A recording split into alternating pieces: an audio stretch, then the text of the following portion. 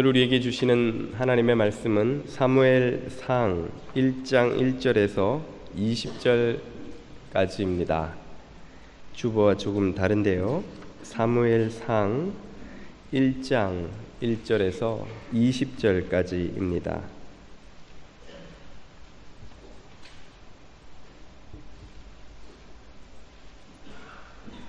사무엘상 1장 1절에서 20절까지를 자매님과 형제님들이 한 절씩 읽겠습니다. 시작. 에브라임 산지 라마다임 소빔에 에브라임 사람 엘가나라 하는 사람이 있었으니 그는 여호람의 아들이요 엘리후의 손자요 도후의 증손이요 숲의 현손이더라. 그에게 두 아내가 있었으니 한 사람의 이름은 한나요 한 사람의 이름은 브닌나라. 브닌나에게는 자식이 있고 한나에게는 자식이 없었더라. 이 사람이 매년 자기 성읍에서 나와서 실로에 올라가서 만군의 여호와께 예배하며 제사를 드렸는데 엘리의 두 아들 홈니와 비느하스가 여호와의 제사장으로 거기에 있었더라. 엘가나가 제사를 드리는 날에는 제물의 분깃을 그의 아내 브닌나와 그의 모든 자녀에게 주고 한나에게는 갑절을 주니 이는 그를 사랑함이라. 그러나 여호와께서 그에게 임신하지 못하게 하시니 여호와께서 그에게 임신하지 못하게 하심으로 그의 적수인 브닌나가 그를 심히 격분하게 하여 괴롭게 하더라. 매년 한나가 여호와의 집에 올라갈 때에 그같이 하매 브닌나가 그를 격분시키므로 그가 울고 먹지 아니하니 그의 남편 엘가나가 그에게 이르되 한나여 어찌하여 울며 어찌하여 먹지 아니하며 어찌하여 그대의 마음이 슬프냐. 내가 그대에게 10 아들보다 낫지 아니하냐 하니라. 그들이 실로에서 먹고 마신 후에 한나가 일어나니 그때에는 제사장 엘리는 여호와의 전 문설주 곁 의자에 앉아 있었더라. 한나가 마음이 괴로워서 여호와께 기도하고 통곡하며 서원하여 이르되 만군의 여호와여 만일 주의 여종의 고통을 돌아보사 나를 기억하사 주의 여종을 잊지 아니하시고 주의 여종에게 아들을 주시면 내가 그의 평생에 그를 여호와께 드리고 삭도를 그의 머리에 대지 아니하겠나이다. 그가 여호와 앞에 오래 기도하는 동안에 엘리가 그의 입을 주목한즉 한나가 속으로 말하며 입술만 움직이고 음성은 들리지 아니하므로 엘리는 그가 취한 줄로 생각한지라. 엘리가 그에게 이르되 내가 언제까지 취하여 있겠느냐. 포도주를 끊으라 하니 한나가 대답하여 이르되 내 주여 그렇지 아니하나이다. 나는 마음이 슬픈 여자라. 포도주나 독주를 마신 것이 아니요 여호와 앞에 내 심정을 통한 것뿐이오니 당신의 여종을 악한 여자로 여기지 마옵소서. 내가 지금까지 말한 것은 나의 원통함과 격분됨이 많기 때문이다 하는지라. 엘리가 대답하여 이르되 평안히 가라. 이스라엘의 하나님이 이르되 당신의 여종이 당신께 은혜 입기를 원하나이다 하고 가서 근심빛이 없었더라. 그들이 아침에 일찍이 일어나 여호와 앞에 경배하고 돌아가 라마의 자기 집에 이르니라. 엘가나가 그의 아내 한나와 동침하매 여호와께서 그를 생각하신지라. 한나가 임신하고 때가 이름에 아들을 낳아 사무엘이라 이름하였으니 이는 내가 여호와께 그를 구하였다 함이더라. 아멘. 할렐루야. 제가 감기에 좀 걸려서 소리가 깨끗지 않더라도 양해를 구합니다. 제가 한국에서 두레교회라는 곳을 섬길 때 김진홍 목사님이라는 분을 모시고 있었습니다. 김진홍 목사님은 워낙 유명하신 분이라 많은 분들이 아시리라고 생각되는데요. 한 번은 그분이 신대원 사경회에 오셔서 후배들 앞에서 당신의 개인 사생활 이야기를 하신 적이 있습니다. 처음 청계천에 들어가 사역을 하실 때에 그 당시는 청계천이 빈민가였으니 얼마나 생활이 힘들고 고달팠겠습니까? 그런 나날들의 연속이었던지라 당시 사모님이 그 어려움을 견디시기 힘드셨는지 하루는 최후 통첩을 하시더라는 겁니다. 이 동네를 떠나든지 아니면 나와 헤어지든지 합시다. 목사님은 그 당시는 전도사였죠. 아무리 그래도 사역자가 어떻게 하나님의 부름이 없는데 떠나겠어. 그렇게 아내를 다독이고 그날은 지나갔습니다만 그 다음 날 저녁에 집에 들어와 보았더니 그 사모님이 짐을 다 챙겨서 아이들을 데리고 정말 떠나신 것이었습니다. 그래서 그 길로 이혼 수속을 사모님이 다 하시고 미국으로 건너가셔서 재혼을 하셨다고 합니다. 그리고 김진홍 목사님은 오랜 시간이 지난 후에 현재 사모님을 만나셔서 재혼을 하시고 가정을 이루어 지금까지 사역을 해오고 계시는데요. 한 번은 아르헨티나에 있는 한 교회에서 집회 요청이 들어와서 언제 가겠노라고 그렇게 답을 주고 있노라니 그 교회에서 메일이 한참 후에 다시 온 것입니다. 메일 내용을 본즉 듣자 하니 가정도 제대로 못 다스려 이혼을 하신 경력이 있다던데 집회 쫓아다니지 마시고 가정이나 잘 돌보시기 바랍니다. 그런 내용이 쓰여 있더라는 것입니다. 참 기가 막히고 코도 막히고 답답하고 할 말이 없었지만 그렇다고 그 교회의 사정이 이러이러하게 된 것이요 해명을 편지로 쓴다는 것도 웃긴 일이고 어디가 하소연할 데도 없고 하도 답답해서 그 편지를 들고 주님 앞에 나가서 기도를 드렸답니다. 주님은 저의 답답함을 아시지요. 주님은 저의 억울함을 아시지요. 우리가 세상을 살다 보면 참 억울하고 원통하고 답답한 일들이 많습니다. 그리스도인들도 예외는 아니지요. 아마 이민 생활에는 더더욱이나 그런 일들이 많지 않을까 생각합니다. 그럴 때마다 우리는 어떻게 그 억울함과 원통함을 풀 수 있을까요? 그럴 때 우리 그리스도인들은 어떻게 해야 하는 것일까요? 바로 그 모범을 오늘 본문의 주인공인 한나라는 여인이 우리에게 보여줍니다. 그녀는 참으로 억울하고 원통하고 답답한 처지에 놓인 여인이었습니다. 남편 엘가나의 사랑받는 아내이긴 했으나 그 당시는 일부 다처제인지라 분인나라는 또 다른 아내가 한 집에서 살았습니다. 그런데 그녀에게는 자녀가 있었는데 이 한나에게는 자녀가 없었던 것입니다. 그래서 분인나가 쉴 새 없이 이 한나를 비난하고 조롱하고 모욕을 주어도 이 한나는 뭐라고 대꾸할 방법이 없었습니다. 그 당시 여자에게 자녀가 없다는 것은 가장 수치스러운 죄를 지은 것 같은 그런 나쁜 그런 불리한 상황이었기 때문에 그렇습니다. 자녀가 없다는 것은 단지 수치스러운 정도가 아니라 미래를 생각하면 인생이 막막한 그런 상황입니다. 고대 세계에는 여자에게 재산이 상속되지 않기 때문에 남편이 죽으면 그 재산이 모두 아들에게 상속됩니다.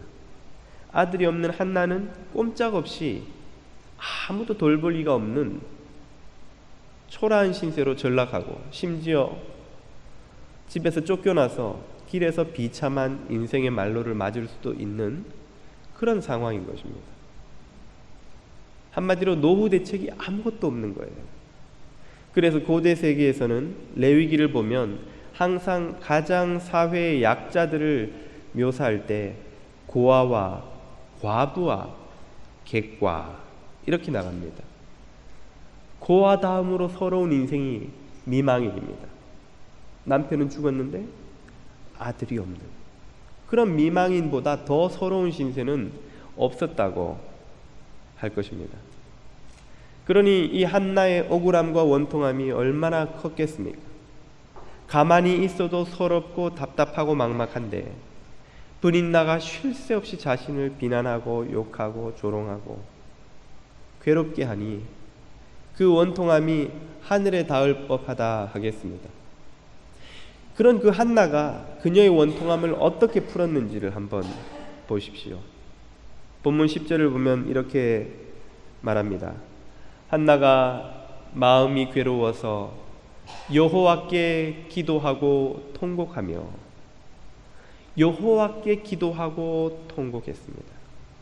12절을 보면 그가 여호와 앞에 오래 기도하는 동안에 원통함이 너무 크면 한두 번의 기도로 그 원통함이 풀리지가 않는 것이죠. 그녀는 오랫동안 하나님 앞에서 그녀의 원통함을 다 쏟아놓는 기도를 드렸습니다. 이것이 바로 한나가 우리에게 보여주는 모범입니다. 원통함을 사람에게 풀지 않고 하나님에게 푼다는 것이죠. 원통함을 사람에게 풀지 않는다는 것은 말처럼 그렇게 쉬운 일이 아닙니다. 당장 우리는 억울하고 답답한 일이 있으면 사람에게 달려가서 쏟아놓습니까? 하나님에게 달려가 토해놓습니까? 비슷한 상황을 겪은 창세기에 등장하는 야곱의 아내 라헬의 예를 보면 더더욱 이것이 얼마나 어려운 일인가를 알게 됩니다. 라헬은 그녀의 원통함을 누구에게 다 쏟아놓았습니까? 경쟁자인 언니 레아에게, 그리고 남편에게 다 쏟아놓지 않았습니까? 남편을 하도 힘들게 하니까, 전문 용어로 바가지를 긁으니까 야곱이 견디다 못해 나중에 폭발하죠. 내가 하나님이요, 어떻게 당신의 임신하고 마는 것까지 내가 어떻게 해줄 수가 있어? 날들어 어쩌라고 나를 괴롭히는 거예요. 레아와의 관계에서도 쉴 새 없이 다투어 집안이 한시도 평안한 날이 없었습니다. 야곱의 얼굴에 근심이 떠날 날이 없었습니다. 그 언니 레아와의 갈등이 그녀들에 대해서만 끝나는 것이 아니었죠. 레아의 아들들이 라헬의 아들인 요셉을 노예로 팔아버린 것이 우연이겠습니까? 어머니들의 그 평생에 걸친 갈등이 자녀들에게 과연 조금도 영향을 미치지 않았다고 말할 수 있겠냐는 것이죠. 라헬만 보아도 그것이 얼마나 힘든 일인가를 알 수 있는데 한나는 우리에게 위대한 모범을 보여줍니다. 그것은 사람에게 쏟아놓고 싶은 그 모든 억울함과 원통함과 분과 노를 사람에게 쏟지 않고 하나님에게 다 쏟아놓았다는 것입니다. 왜 우리가 사람에게 우리의 원통함을 쏟아놓으면 안 되는 것일까요? 첫째는 사람은 이해를 하지 못하기 때문입니다. 어떤 사람도 다른 사람의 원통함을 완전히 100% 이해해 줄 수 있는 이는 없습니다. 여러분, 함께 살을 맞대고 사는 남편, 아내가 여러분의 서러움과 원통함을 다 이해해 주시던가요? 남편한테 여러분의 아픔을 다 토해 놓았는데 당신의 그 아픔을 내가 이토록 절절히 느끼고 이해하고 있어. 혹시 이런 남편과 함께 사시는 자매님은 로또 맞았다고 생각하십시오. 인생의 로또입니다. 그만큼 희박한 확률의 남자와 사는 것입니다. 대부분의 남자는 날들 어쩌란 말이야, 만나지 마 그런 사람, 그 일 더 나가지 마, 이 정도 소리만 안 해도 정말 어메이징한 허스밴입니다. 남편도 아내도 우리들의 답답함을 이해 못합니다. 자녀가 이해해 주던가요? 자녀를 평생 양육해 보신 분들은 젊은 엄마 아빠들에게 빨리 꿈 깨라고 하십시오. 아들, 딸, 부여자 안고 이 아이가 날 정말 희망이 되리라, 기쁨이 되리라. 빨리 꿈 깨라고 좀 충고해 주십시오. 부모님이 우리의 아픔을 다 이해해 주십니까? 마음은 그러시지요. 마음은 그러시지만 부모님도 인간인지라 우리들의 서러움과 억울함을 다 이해해 주실 수 있는 능력이 그분들에게는 없습니다. 결국 이 세상에 누구도, 우리 가족도 그렇게 못한다면 다른 누구에게 우리의 억울함과 원통함을 호소해서 이해받을 수 있겠습니까? 이해할 수 없다는 것입니다. 두 번째는 우리가 사람들에게 억울함과 원통함을 다 토해놓아 봐야 소용이 없는 이유는 해결을 해줄 수 없기 때문입니다. 사람들은 문제를 풀 능력이 없습니다. 대부분의 사람들은 억울함과 원통함을 해결해 준답시고 나서서는 해결해 주는 것이 아니라 문제를 더 꼬이게 만듭니다. 더 헝클어지게 만듭니다. 문제를 푸는 것이 아니라 더 문제를 키우는 경우도 얼마나 많습니까? 이것은 우리가 다른 사람의 아픔을 외면해야 한다는 뜻을 의미하는 것이 아닙니다. 우리에게 그것을 다 해결해 줄 수 있는 능력이 없다는 것입니다. 그렇다면 우리는 왜 하나님 앞에 우리의 억울함과 원통함을 토해놓아야 합니까? 첫째는 하나님만이 우리의 억울함과 원통함을 다 이해하실 수 있는 유일한 분이시기 때문에 그렇습니다. 고린도전서 2장 11절은 이렇게 말씀하십니다. 사람의 일을 사람의 속에 있는 영 외에 누가 알리요? 이와 같이 하나님의 일도 하나님의 영 이외에는 아무도 알지 못하느니라. 우리 속에 있는 것은 우리의 영만 알고 하나님 속에 있는 것은 하나님의 영이신 성령님만 아신다는 의미입니다. 다르게 말하면 우리 속에 있는 것은 영이신 하나님 성령님만이 다 이해하신다 그 말입니다. 누구도 들여다보고 이해할 수 없는 우리 속에 있는 억울함과 원통함과 답답함을 성령님은 다 아시고 이해하시고 공감하신다는 뜻입니다. 두 번째로 주님 앞에 우리의 원통함을 다 풀어놓아야 하는 이유는 주님만이 그것을 풀어주실 수 있는 분이시기 때문에 그렇습니다. 오늘 본문에 등장하는 한나가 하나님 앞에 오랫동안 그의 원통함을 풀어놓았습니다. 하나님은 그녀를 긍휼히 여기시고 그녀에게 사무엘을 주시고 사무엘 외에도 5명의 자녀를 더 주셨습니다.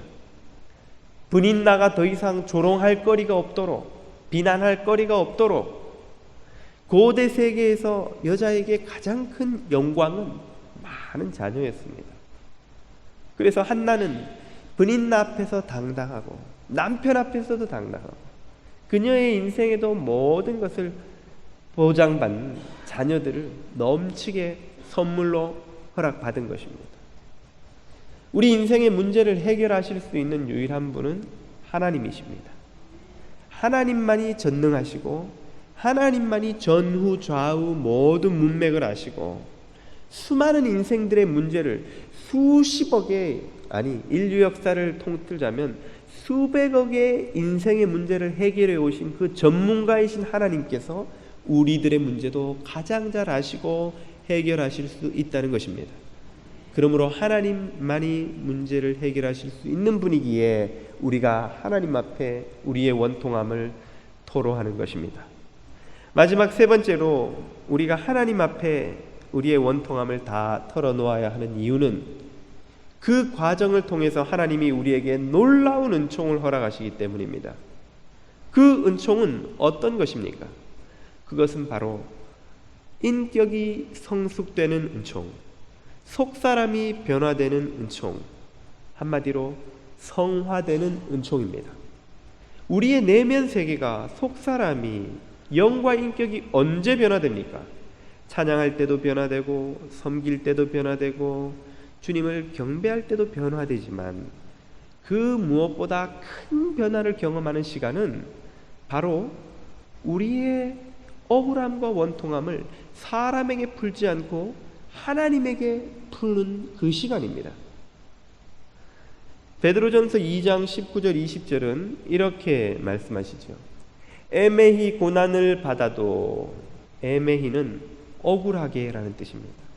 억울하게 고난을 받아도 하나님을 생각함으로 슬픔을 참으면 이는 아름다우나, 아름다우나. 오직 선을 행함으로 고난을 받고 참으면 이는 하나님 앞에 아름다우니라, 아름다우니라. 아름답다는 말이 눈이 더 예뻐지고 코가 어똑해지고 피부가 고와진다는 뜻이겠습니까? 우리의 속사람이 주님 보시기에 아름다워진다는 것이죠. 예수님을 닮아간다는 것입니다. 변화되어 가고 성화되어 간다 하는 뜻입니다. 언제 그런 일이 일어납니까? 억울한 일을 당하고 원통하고 분한데 그것을 사람에게 풀지 않고 하나님 앞에 나아가 풀 때 그런 일이 일어나는 것입니다. 오늘 우리는 하나님 마음에 합한 사람 다윗의 이야기를 듣지만 다윗이 어느 날 갑자기 그런 모습으로 변화된 것이 아닙니다. 그의 젊은 시절을 내내 인생의 황금기를 즐기고 누리고 성장하고 많은 것을 얻고 성취해야 될 시기를 광야를 헤매며 사울의 칼날을 피해 들의 이슬을 맞으며 들짐승을 잡아 먹으며 비참한 생애를 보낼 때에 그의 마음에 분과 노가 얼마나 컸겠습니까? 자신을 이렇게 비참한 상황으로 떨어뜨린 사울에 대한 적개심과 분노가 얼마나 컸겠습니까? 그런데도 2번이나 사울을 죽일 기회가 있었지만 그의 부하들의 창을 막아서 기름 부음 받은 자를 자신의 손으로 해하지 않겠다고 그가 한 이유는 무엇입니까? 어떻게 그도 인간인데 그렇게 할 수 있냐는 것이지요. 그 비밀은 시편에 등장합니다. 시편에는 찬양과 감사의 시보다 원통함과 억울함을 토해놓는 그 비탄의 시가 훨씬 많다는 사실을 여러분 기억하십니까? 수많은 다윗의 시가 그 안에 있는 원수들에 대한 분노를 하나님 앞에 털어놓는 시입니다. 하나님, 어찌 내 원수들이 이리 많은지요. 어찌 무고한 자의 피를 흘리려고 칼을 들고 쫓아오는 자들이 이토록 많은지요. 왜 나를 이렇게 못살게 굴고 죽이려 하고 괴롭히는지요 하는 수많은 비탄의 기도가 거기에는 가득합니다. 그 모든 기도가 마지막은 하나님을 향한 찬양으로 끝이 납니다. 그럼에도 불구하고 하나님이 계시니 나는 찬양하리이다. 나는 발을 뻗고 자리이다. 나는 주님께 모든 원수 갚는 것을 맡기리이다.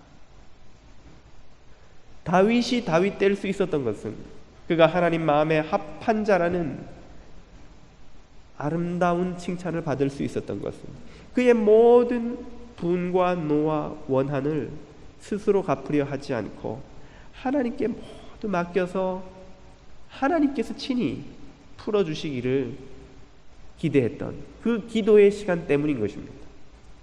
요셉이 청춘을 노예와 죄수의 신분으로 다 보내버릴 때에 얼마나 자신을 팔아버린 형들에 대한 분노가 컸겠습니까? 그것이 그저 돈 얼마 사기당한 분노입니까? 뺨 한 대 맞은 분노입니까? 거짓말로 속아서 체면이 손상당한 그런 분노입니까? 노예로 팔려서 청춘을 노예로, 아니 영원토록 이제 노예로 살아갈 수밖에 없는 시절의 그 분노를 도대체 무엇으로 풀 수 있습니까? 요셉은 그 분과 노를 다 하나님 앞에 내려놓고 하나님이 풀어주시기를 기도했던 사람이기 때문에 형들이 자신들 앞에 절하며 나타났을 때에 자신이 쥐게 된 권력으로 그들의 목을 치지 않고 그들을 품고 그들을 돌보아 그들의 자녀까지 지켜주겠노라고 하는 변화된 사람이 될 수 있었던 것입니다. 이런 성숙과 변화가 오는 가장 큰 통로가 있다면 바로 우리의 억울함과 원통함을 하나님 앞에 토해놓는 이 기도의 시간인 것입니다. 7층 산이라는 자전적인 소설로 유명한 토마스 머튼 신부라는 이가 있습니다. 그가 쓴 요나의 표적을 보면 그가 처음 수도원으로 들어간 후 첫 7년 만에 첫 외출하면서 적은 글이 다음과 같이 나옵니다. 그 한 대목을 제가 읽어드리고자 합니다. 내가 탄 차가 마을로 들어섰다. 수도원에서 멀지 않은 동네였다. 그동안 나는 어떻게 사악한 세상과 다시 얼굴을 마주할지를 놓고 고민이 많았다. 그러나 막상 만나고 보니 세상이 전적으로 악한 것만은 아니었다. 7년 전 수도원에 들어올 때 내게는 세상에 대한 분노가 많았다. 생각해보면 나 자신의 결점을 세상에다 투사한 것이 아닌가 싶다. 이제는 정반대로 말할 수 없이 절절한 동정심이 나를 자극한다. 거리를 지나다니는 이들은 한결같이 고단하고 힘들어 보였다. 이제는 겉모습의 눈길을 빼앗기지 않으며 겉으로 드러나지 않는 영혼을 보고 존경과 깊은 사랑, 동정의 마음을 품게 되었기 때문이다. 중심가를 지나가면서 평생 처음으로 세상 사람들이 얼마나 훌륭한지, 하나님 보시기에 얼마나 소중한지 절실하게 느꼈다. 7년 동안 세상이, 그 악하기만 하던 세상이 갑자기 선한 것이 깃든 세상으로 바뀐 것입니까? 토마스 머튼이 분과 노로 가득하던 마음으로 바라보던 세상이 7년의 기도의 시간 동안 하나님 앞에 그 안에 있는 분노를 다 쏟아놓고 난 뒤 그가 변화된 것입니다. 그가 변화되니 세상의 아름다움이 보이기 시작한 것이죠. 바로 이것이 우리가 억울함과 원통함을 사람이 아닌 하나님 앞에 다 쏟아놓아야 하는 이유인 것입니다. 제가 한국에서 망우교회라는 곳을 몇 년 섬겼었는데요. 그곳에 동역자로 권태환 목사님이란 분이 계셨습니다. 한 번은 그분이 자신의 고향 모교회 이야기를 들려주셨습니다. 모교회 목사님께서 일찍이 상처하시고 혼자서 목회를 하셨답니다. 그런데 그 교회 한 처녀가 임신을 한 거예요. 시골이고 보수적인 분들이니 난리가 났죠. 부모님이 그 처녀에게 어떻게 된 노릇이냐, 아이 아빠가 누구냐, 아무리 다그쳐도 이 처녀가 묵묵부답 대답을 하지 않더니 출산을 임박할 때가 되어서 드디어 입을 연 것입니다. 목사님이 아이 아빠라는 거예요. 난리가 났죠. 목사님이 아무리 아니라고 해도 처녀가 그렇다는데 무슨 변명이 됩니까? 아이 낳은 처녀가 그렇다는데 목사님이 아무리 부인해봐야 답이 없지요. 그래서 아이가 태어나자 장로님들이 그 목사님의 품에 안겨서는 목사님을 쫓아내버렸습니다. 그렇게 몇 년이 흘렀는데 그 교회에서 어느 해 부흥회를 하는 중에 부흥 강사로 오신 목사님이 설교를 마치고 회중들에게 그렇게 초청을 했나 봅니다. 회개를 하지 않은 죄가 있는 분들은 지금 나와서 회개하라고. 그랬더니 갑자기 그 처녀가 소리를 지르면서 앞으로 달려나와서 통곡을 하는 겁니다. 그리고는 회개하는 내용을 들어보니까 그 아이 아빠가 목사님이 아니고 다른 가정을 가진 남자였던 거예요. 근데 차마 그 사람 이야기를 이름을 말할 수가 없어서 혼자 사시는 목사님 이야기를 하면 넘어갈 것 같아가지고 목사님이라고 그랬다는 겁니다. 이제는 또 장로님들이 난리가 났습니다. 우리가 억울한 분에게 누명을 씌워서 쫓아냈구나. 그리고는 수소문을 해서 마침내 그 목사님이 강원도 어느 산골에서 그 아이를 기르면서 목회를 하고 계신다는 것을 발견했습니다. 그래서는 그 목사님을 찾아가서 장로님들이 마당에 무릎을 꿇고 목사님께 빌었답니다. 목사님, 우리가 잘못했습니다. 돌아와서 우리 교회를 섬겨주십시오. 아, 괜찮습니다. 여기도 살만합니다. 아닙니다, 목사님. 돌아가셔야 됩니다. 저희가 그냥은 못 갑니다. 그래서 기어이 그 목사님과 아이를 다시 데리고 돌아와서는 그 목사님이 그 교회를 목회를 하시게 되었습니다. 그 사건 이후로 그 교회는 회의가 다 사라졌다고 해요. 무슨 일을 계획하는데 목사님이 이렇게 하면 어떨까요? 알아서 하십시오. 저렇게 하면 어떨까요? 마음대로 하십시오. 참 성경적이라는 생각이 듭니다. 주님이 우리에게 얘야, 내가 너에게 이것을 원한다. 주님, 그건 너무 제게 귀한 건데 어떻게 그걸 요구하십니까? 그러면 주님이 슬그머니 손을 내미시면서 여기 못도 박혔는데, 여기 창도 찔렸는데 주님 마음대로 하십시오. 주님 뜻대로 하십시오.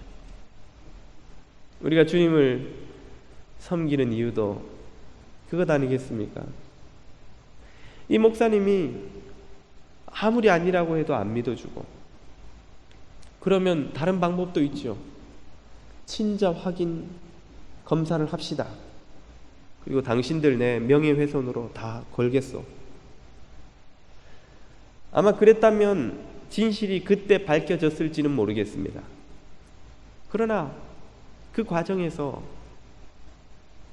목회자와 교인들 사이에 도저히 메울 수 없는 깊은 갈등의 골이 생기지는 않았을까요? 또 그 처녀와 관계된 이들의 삶이 완전히 파괴돼 버리지는 않았겠습니까?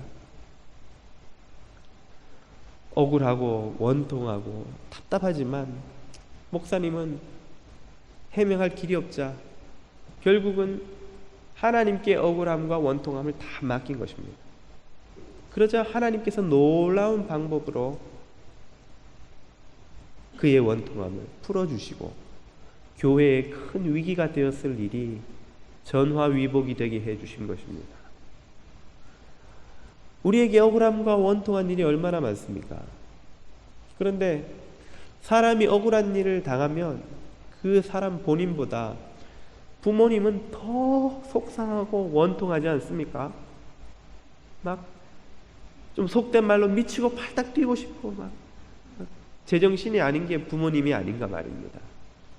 우리가 억울한 일과 원통한 일을 당하시면 하늘에 계신 우리 아버지께서 더 속이 상하고 답답하신 것입니다.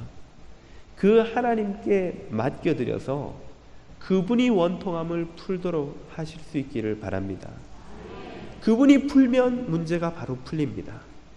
우리가 풀려고 하면 문제가 풀리는 것이 아니라 더 망가지는 것입니다. 사랑하는 교우 여러분, 아버지 하나님께 여러분의 억울하고 원통하고 답답한 일들을 다 풀어주실 기회를 드리시기를 축원드립니다.